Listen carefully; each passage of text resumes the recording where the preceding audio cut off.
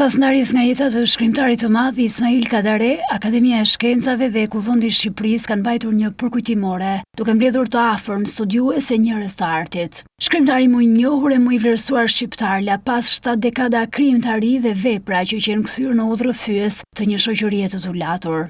Për të shoqen Helena Kadaren, jeta e tij dhe e vendit shkoi paralel.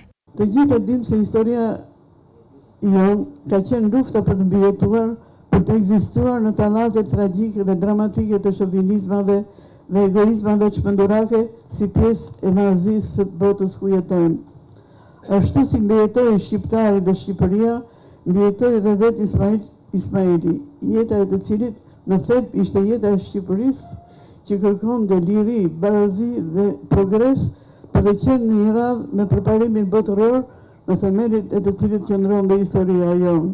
Përkujtimi u mbajt në një orar që përbotuesin e tij që një kohë e shenjtë bisedash. Ndërkohë e ndjej se sa i vështirë e trishtueshme qenë ka për mua si botuesi i tij, pikërisht në këtë orë të paradites ku niseshim për në kafenen e tij të preferuar. Një ritual që vazhdoi me vite. Kam qenë i përfshirë kryekreje në një botë që sfidonte grinë e përditshmërisë dhe më kam mbajtur në këmbë besimin e televizive e Kadares, një besim i ngjashëm si besimi tek hynia, po të perifrazoj një shprehje të tij.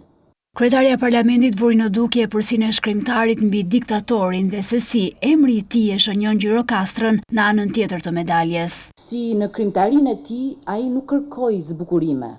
Ishte përbustar ndaj tyre. Në mëritë e tij homerike, ai mbetej dashësi më i madh i kësaj toke. Kadare shënjoi edhe një nga paradokset e shumta të jetës së tij.